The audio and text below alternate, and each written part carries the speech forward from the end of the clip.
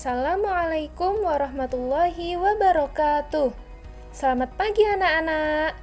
Bagaimana kabar kalian hari ini? Semoga semuanya dalam keadaan sehat dan semangat. Hari ini kita akan belajar tema 8, subtema 1, muatan, pendidikan Pancasila dan kewarganegaraan, dan muatan ilmu pengetahuan sosial tentang keragaman. Sebelum masuk ke materi, yuk kita berdoa terlebih dahulu. Bismillahirrahmanirrahim. Materi yang pertama PPKN yaitu tentang keragaman karakteristik individu. Kita sebagai makhluk sosial tentu hidup berdampingan dan berinteraksi dengan orang lain. Setiap manusia di sekitar kita memiliki ciri khas masing-masing.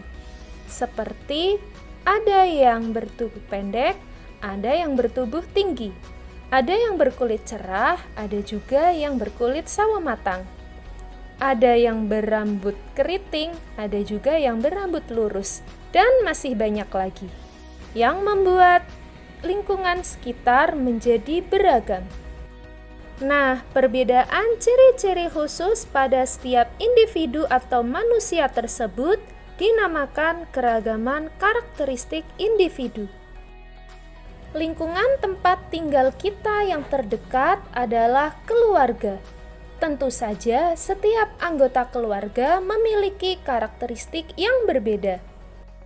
Keragaman karakteristik individu dapat berupa: pertama, keragaman fisik, seperti bentuk mata, warna kulit, tinggi badan, bentuk rambut, dan warna rambut. Yang kedua, keragaman kegemaran, seperti gemar bersepeda, memancing, bermain bola, memasak, melukis, menyanyi, dan masih banyak yang lainnya. Yang ketiga, keragaman sifat, seperti rajin, pendiam, sabar, tekun, pemarah, pekerja keras, dan masih banyak lagi. Dengan adanya keragaman individu, kita dapat mengenali seseorang dengan mudah. Setiap orang diberikan kelebihan dan kekurangan tertentu oleh Tuhan Yang Maha Esa.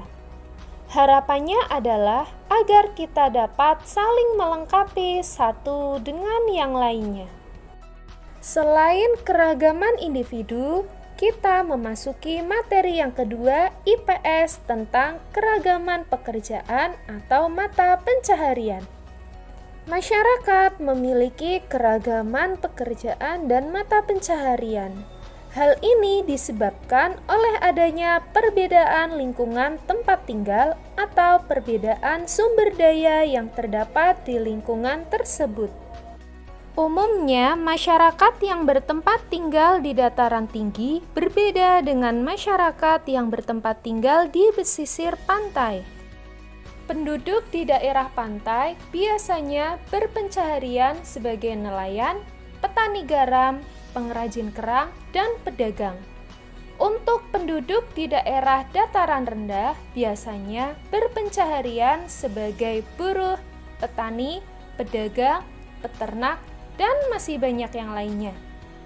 Sedangkan penduduk di daerah dataran tinggi biasanya berpencaharian sebagai petani teh, kopi, cengkeh, peternak, pedagang, dan lain sebagainya. Mata pencaharian atau pekerjaan juga terbagi menjadi pekerjaan di lingkungan pedesaan dan di lingkungan perkotaan.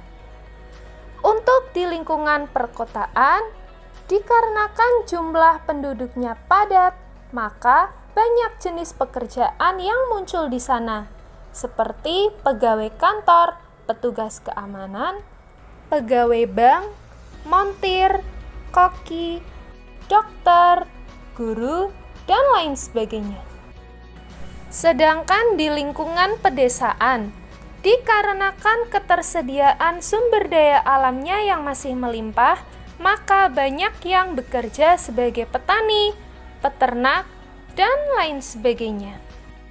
Pekerjaan termasuk dari bagian kegiatan ekonomi.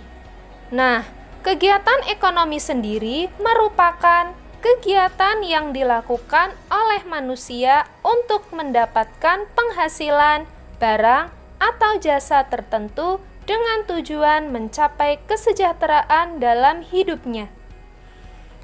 Macam-macam kegiatan ekonomi pernah kita pelajari di pertemuan sebelumnya, yaitu terbagi menjadi 3.